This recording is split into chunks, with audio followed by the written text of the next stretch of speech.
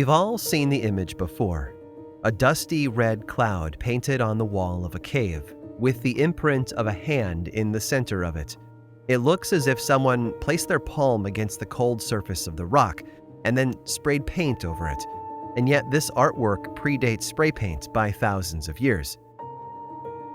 It's one of many examples of artwork found in caves across Spain and France, ranging from 10,000 to 40,000 years in age. And similar caves have been found across the globe, small reminders that our predecessors were just as interested in leaving their mark as modern-day YouTube stars and social media influencers. It's an impulse we all share, no doubt about it. But there's more. In recent years, scholars have begun to notice a pattern. Whether these caves are located in Spain, East Africa, Australia, or Malaysia, the symbols painted on their walls all seem to be pulled from a common lexicon. They act like the emoji on our mobile devices, each one representing an idea or a message, and it's breathtaking to consider. 40,000 years ago, there was a global Stone Age messaging system. These symbols show us something else, though, too. For a very long time, people have been drawn to the darkness of caves, whether it was in pursuit of shelter from the cold and rain, or in search of resources that could be used to improve our lives. Venturing into the darkness of the earth has always offered us hope and stability. But they've also become a focal point for story. Yes, caves and mines might hold the riches we seek, but they can also be dangerous and unpredictable. There might be mysteries to dust off, or superstitions to pay attention to, but they also contain a powerful warning. Be careful how deep you dig, because you never know what you might find. I'm Aaron Mahnke, and this is Lore.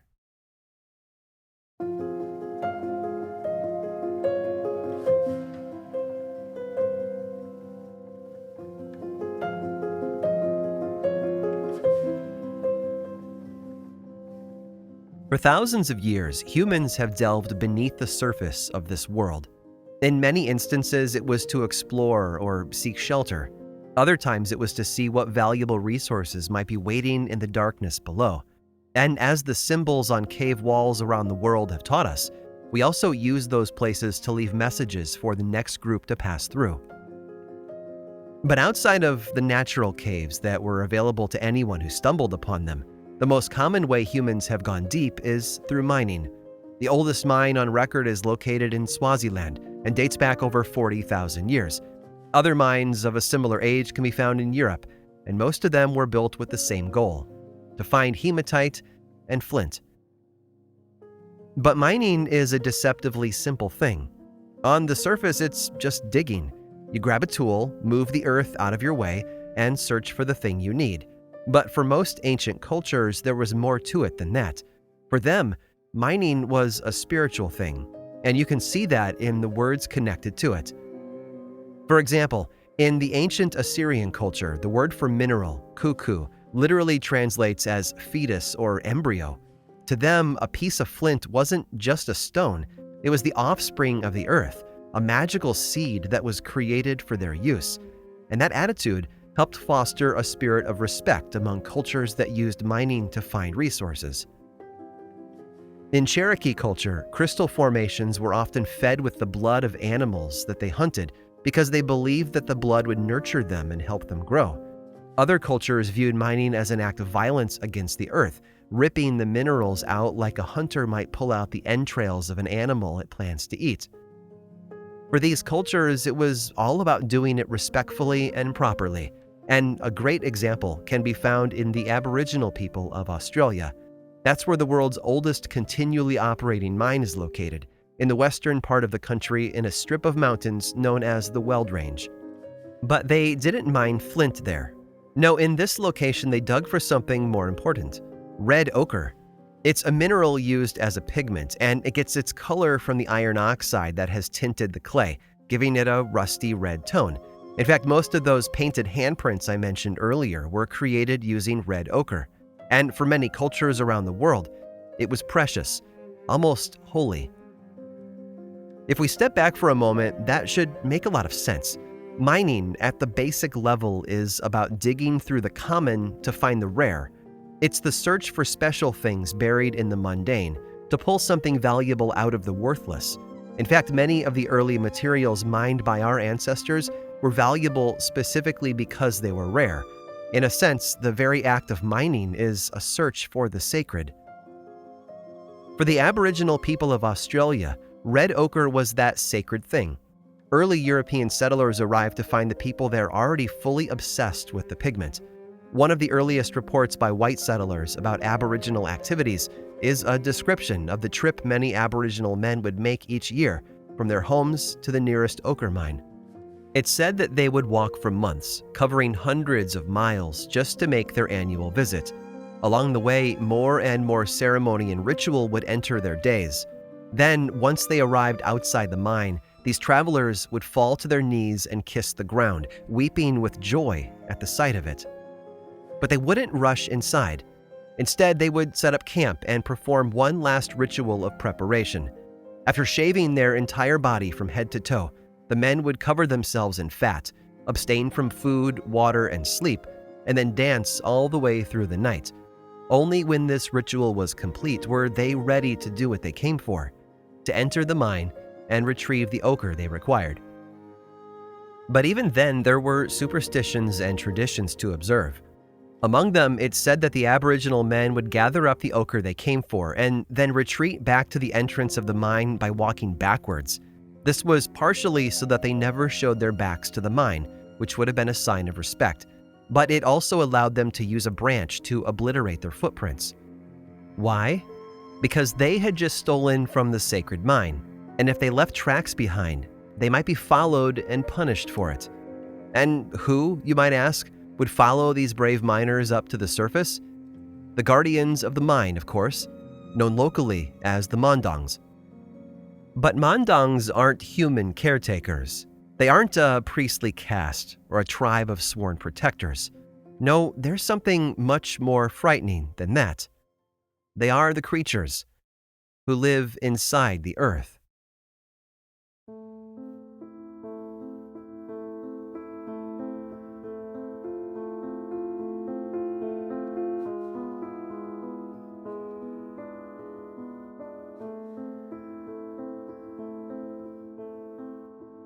The notion that mines are protected by mystical creatures isn't unique to Australia. In fact, all over the world, there are stories of beings that live inside the earth, guarding the sacred resources it contains. And humans have shared those stories for centuries. One good example can be found in Germany, which is where a 16th century physician and chemist named Georgus Agricola called home.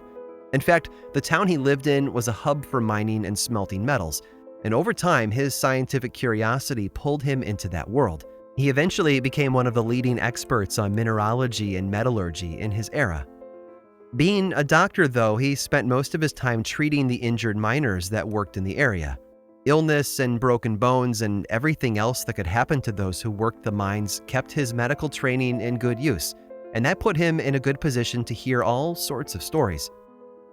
And here's the thing. Agricola was a deeply skeptical man. He preferred science over superstition, and he rejected all of the folklore that surrounded him in favor of cold, hard facts, except for one area. Agricola was a firm believer in kobolds. A kobold was a creature that lived inside the mines. After listening to stories about them for years from hundreds of miners, Agricola documented them as small beings, roughly 2 feet tall, and dressed in tiny versions of the typical uniform of a mine worker, right down to the leather apron. And they were complex creatures, too. Most of the time, kobolds were said to leave the miners alone. They might toss pebbles at them from the dark corners of the work area from time to time, but they typically kept to their own, usually only showing up to warn of a disaster that's about to happen.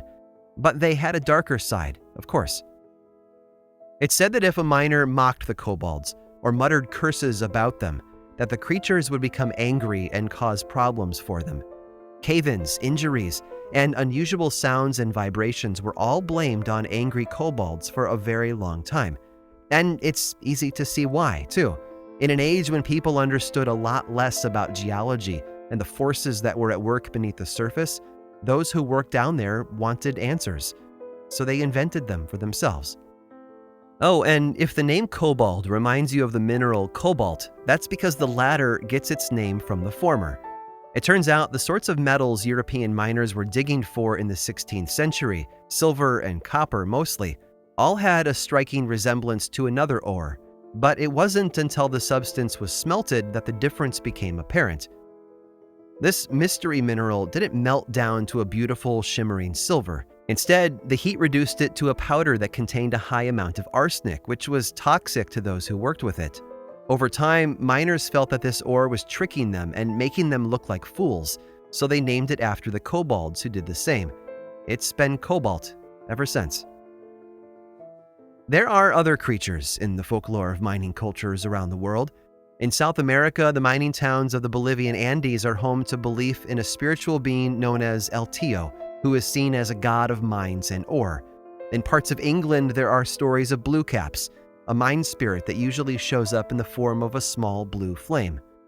But it's in Cornwall that we find one of the strongest veins of mining guardians, the knockers. In a lot of ways, they are similar to the kobold of Germany, including their physical description. Standing around 2 feet tall, these creatures are said to resemble weathered old men dressed in the clothing of a miner, and they earned their name in a couple of ways. Legend says that the knockers would literally knock in parts of the mine that would net the biggest payload, guiding the human miners to the best ore. But there was also a less common belief that the knockers were the spirits of workers who had died in the mine, and they would knock from beyond the veil to warn the living about impending danger. Like their kobold cousins on the continent, knockers were better left alone, because while they might be helpful in tracking down valuable ore or avoiding the dangers of a rock slide or a cave-in, they were also volatile and vindictive, and I have a couple of stories to help illustrate that idea for you. In one, a miner named Tom Trevorrow made the mistake of insulting the knockers in his mine, failing to maintain that necessary level of respect that seems universal across all mining cultures.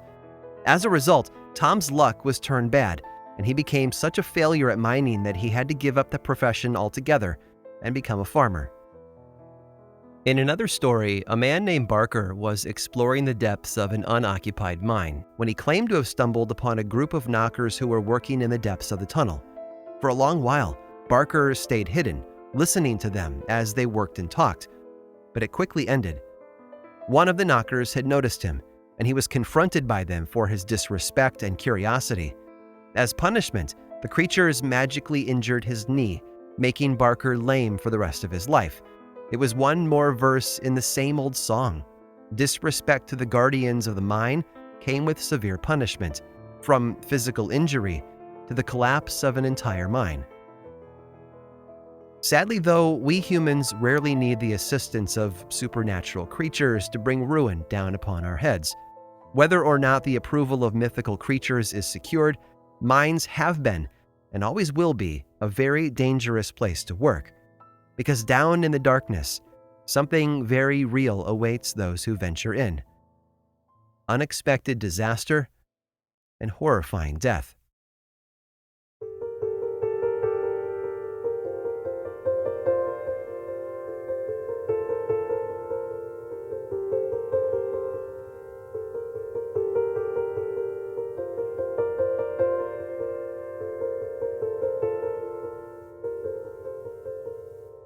Mining is far from safe. It's no wonder that early miners told stories about mystical beings that lived in the darkness and warned them of impending danger because, honestly, danger was often waiting right around the corner. In 1858, a coal mine in Port Talbot, a town on the southern coast of Wales, suffered an explosion that took the lives of 4 workers. 5 years later, another tragedy there killed 39 men. 7 years after that, it was another 30, and a generation later in 1890, another explosion killed 87 workers. A similar tragedy took place in France in 1906 when almost 1,100 miners died in an explosion. 36 years later and thousands of miles away, an explosion inside a mine in China killed more than 1,500. The stories go on and on. and not just deep into the past either. Even today, reports occasionally hit the news of new accidents and more lives lost. Mining is dangerous work, and like a lot of human endeavors, it comes at a great cost. And that was no less true for the people who worked in the mine just outside of Crosby, Minnesota at the turn of the century. Now, when most people think of Minnesota, they probably think of frost-covered tundra, countless lakes, and dense, endless forests. But hidden beneath that landscape is a ribbon of minerals that have been sought after for more than a century. Crosby is actually a planned mining town, built specifically to be the home base for those who worked in the nearby mines. It sits on what's known as the Cuyuna Iron Range, one of 4 narrow, 68-mile-long strips of flatland that hide iron and manganese ore beneath the surface, and that includes the Milford Mine, situated about 3 miles north of Crosby, right up against the northwest corner of Foley Lake. The mine was just 6 years old when the work crew arrived on the morning of February 5th, 1924. There were 48 of them, and to get to work, each one had to descend 200 feet into the ground by climbing down a seemingly endless ladder, one rung at a time. And remember, at the end of the day, exhausted and filthy and ready for rest, they would all have to repeat that process all over again. Frank Jr. was relatively new to the crew in the mine. His father, Frank Sr., had worked there for years as an expert blaster, but Jr. had to start at the bottom of the ladder, so to speak. So on the day in question, he was in a less congested part of the mine, fulfilling his duties as a dirt trammer, shoveling up all the smaller bits of ore that were left behind by the bigger equipment. He lit his work area with one of the carbide gas lamps that every miner carried, casting harsh shadows on the rough-hewn walls. It was cold and damp, and while there were echoes of the work elsewhere in the mine, Frank Jr.'s little corner seemed to be a bit more peaceful. And then he felt the wind. It was a hot blast of air that rushed hard against his face. So hard, in fact, that his lantern was blown out, leaving him in total darkness. And as Frank stood in the suffocating blackness, a new sensation appeared. Water. It was flowing against his work boots, fast and thick with dirt and debris. And it was rising. Frank Jr. didn't know it then, but today we know what had happened. It turns out that a portion of the mine had actually been dug beneath Foley Lake, and when that happened, it became a ticking time bomb, just waiting to blow up in their faces. But Frank didn't need to know what had caused it to react, so in a heartbeat, he made a dash for the exit ladder. Above ground, the frozen surface of the lake actually cracked, and the water level began to drop. Inside the mine, the reverse was happening, and all of that water was quickly filling up the tunnels where the men had been working. Frank wasn't the first to reach the ladder, but he threw himself on it as fast as he could, climbing away from the rising danger. Along the way, he actually climbed around a slower, older miner named Harry Hosford, and then came to a stop beneath another larger man. His name was Matt Kangas, and he had apparently panicked and froze in his place at a key spot in the exit shaft. Frank later described the situation by saying that Kangas had clogged their escape route. But he was a smart man, and he wanted to survive, so he forced himself up between the legs of the larger man and reached back down and pulled Hosford through. Finally, after ascending those 200 daunting feet one last time, Frank and the others collapsed on the ground outside the exit of the mine. Only 5 of them had managed to escape alive. Among the dead was Frank's father. 40 others lost their lives that day as well, and most of them did so without someone else to tell their tale or claim to see them trying to escape. But there was one lost miner who would forever be remembered for his act of heroism in the face of danger, and his name was Clinton Harris. Harris had been the closest miner to the exit shaft. Part of his job down there involved operating a hoist that sent buckets full of coal to the surface, and when the water began to rush in after the tunnel collapsed, he very well could have made it easily to safety, but instead he chose to do something else. Stepping toward the ladder, Harris apparently grabbed hold of the cable that operated the warning whistle. Pulling hard on it, he sent a loud alarm that was designed to announce an emergency and cause immediate evacuation. But in the process, perhaps due to the strong flow of the water pushing against him, Harris became tangled in the alarm device, unable to make his own escape.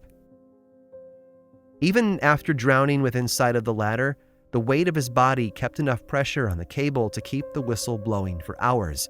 It became the soundtrack to the panic and despair that every man felt inside the mine, and as loved ones rushed from Crosby to learn what had happened, that whistle was the first thing most of them heard. Many of those loved ones were wives who learned they had suddenly become widows, and a number of them expressed a desire to throw themselves into the water-filled exit shaft to join their lost husbands in death. Thankfully, that never happened, and within 4 or 5 hours, someone was able to reach the engine room of the mine and silence the alarm whistle. The aftermath of the tragedy was an exercise in frustration. With more than 40 bodies to recover, rescue efforts began that very same night. But it was soon clear that pumping the water out of the mine was pointless, since it was fed directly by the lake above it. In fact, so much water had flowed from the lake to the mine that the surface of the lake had visibly dropped.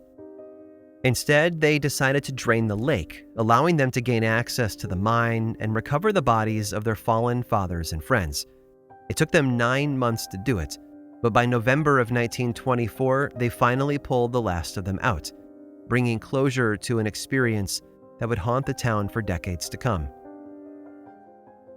Mining in the Cuyuna Range ended around 1984, but the land still bears the marks of its residents' legacy.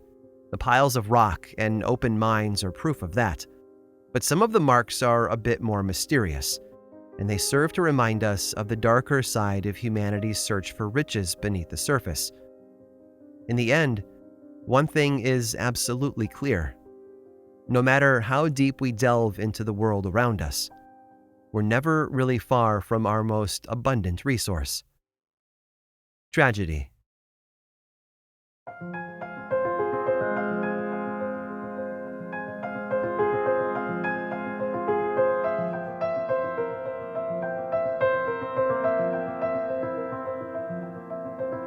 It's clear that we have a deep connection to the world below us. For many, those dark tunnels and unexplored caverns represent horror and uncertainty. They are the shadow, and we're not really sure what they contain, so we stay away. The fear of the dark is one of our most primal, after all. But that hasn't stopped others from setting aside that fear and going deeper. Whether it was in search of shelter, a place to record a message, or to retrieve something rare and valuable, humans have occasionally set aside their fears in favor of other urges. Looking back, though, it's unclear whether that has always been a good thing. Frank Jr. certainly understood that. Much later in his life, he was interviewed about his experience in the mine and his miraculous survival after such a horrible tragedy. And he was quick to disagree with the official declaration that the accident had been an act of God. No, Frank believed the true cause was a lot closer to home, and much less noble. They wanted the ore real bad, he told the reporter. In those days, they needed steel, every place they could get it. After the armistice that ended World War I, they had to replace supplies because steel was gone. They just wanted the ore. Frank went on to tell the reporter that they wanted the ore so badly that they went too far. According to him, the mining engineer knew they had tunneled too far beneath the lake. The miners knew it too, and many of them had quit over it just days before the accident. But the best ore was beneath the lake, and corporate greed became more important than personal safety. Of course, they had reason to be worried, and the events of 1924 validated that fear. But the people of Crosby picked up the pieces and tried to move forward. Eventually, the mine was cleared and operations there were resumed. And naturally, locals signed back up to work there. But stepping back into a place that had been home to so much pain and suffering was bound to stir up some feelings. Some of the miners to venture down there after it reopened claimed to hear voices in the darkness below. Voices that sounded a lot like those of their lost fellow workmen, which admittedly would have been enough to frighten many away, and yet something even more terrifying awaited them down there. As they descended for the first time, waves of sensation washed over them. They could feel the cold and the damp. They could smell the scent of death and decay. And there was something else. At the bottom of the ladder, Many of the returning miners saw a shape in the darkness. Naturally, they used their lanterns to chase away the shadows. When they did, though, the light revealed the figure of Clinton Harris, still tied to the alarm whistle. The man's body was ghostly and translucent, and his features were ravaged by decay, but they recognized him nonetheless. Of course, it was all impossible. Harris's body had been pulled from the mine months before, and the apparatus that housed the emergency whistle had been dismantled and carted to the surface. What they saw did not exist, and yet there it was, right before their eyes. So they retreated back up the ladder. With fear pushing against them from below, the men hurried back toward the safety of the open sky and the daylight up above. But as they did, a new terror surged through all of them, like an electric shock. The whistle, long gone and non-existent, began to shriek throughout the mine. They reached the surface a short while later, their hearts beating uncontrollably. But as they lay there on the dirt around the opening of the entrance shaft, all they could think about was the vision of Harris, the scent of death, and that horrible, piercing, never-ending whistle. From that day forward, not a single one of them ever set foot in the mine again.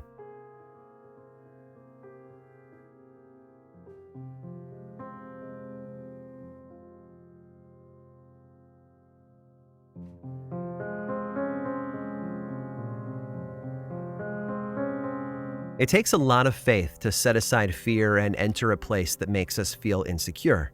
So it's only natural that thousands of years of mining had netted us more than cartfuls of precious metals. We've also walked away with folklore.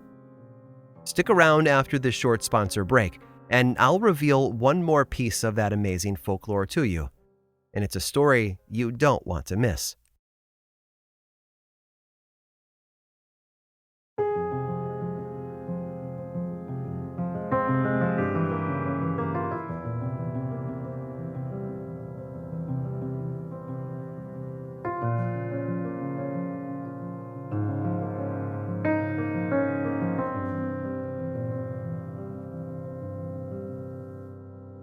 There's a temptation a lot of us feel to assume that folklore is a world we left behind centuries ago, that as reason and science took over, they halted the spread of the stories we've always told.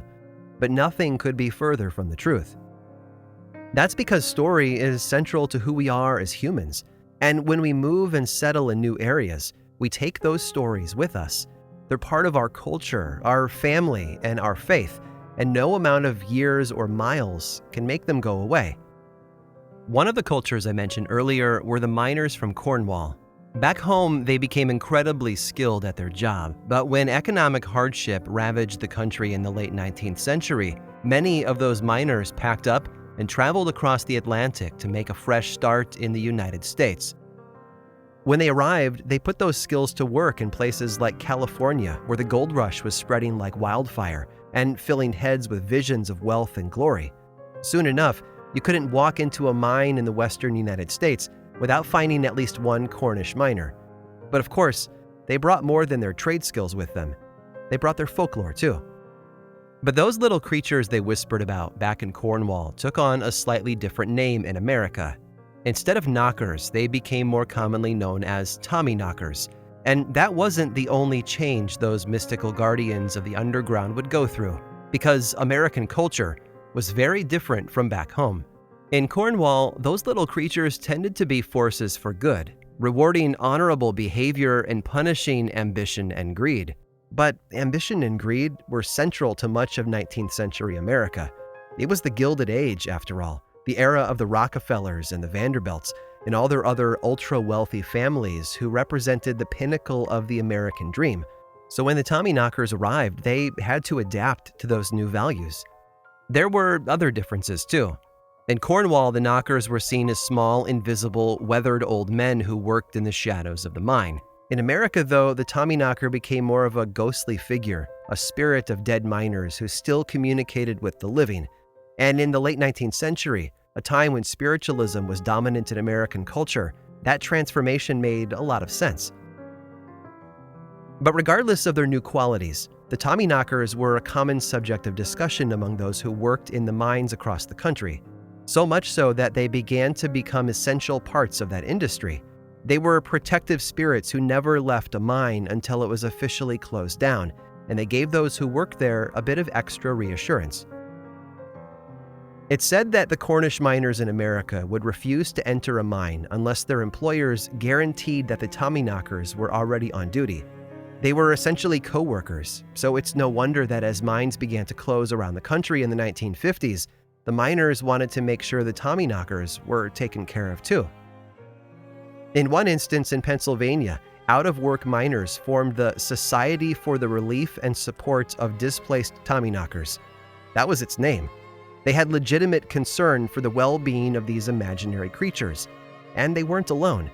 In California, newspapers printed articles about the housing crisis faced by so many of what they called mining gremlins. But the best example of this intersection of folklore and work life happened in 1956, after a large mine in California was shut down. The workers there were distraught at the loss of their own jobs, for sure, but they also expressed concern for the Tommyknockers who had worked invisibly alongside them. So they petitioned the owners of the mine to do something extraordinary. They asked for all the Tommyknockers to be given pink slips, official notices of the termination of their employment, and they requested that the mine remain open for 2 weeks after the pink slips had been delivered, just to give the Tommyknockers enough time to pack up and find new work elsewhere. It sounds ridiculous, I know. Business is a cold and heartless place, after all, and it doesn't seem like a fertile ground to plant the seeds of folklore. Running a mine is all about output and profit, but this request was something else entirely. It was, to a lot of people, nothing more than an exercise in fantasy. But it was also compelling, and in the end, the owners of the mine surprised everyone in the area, superstitious miners and cold-hearted business owners alike. They happily complied with the request.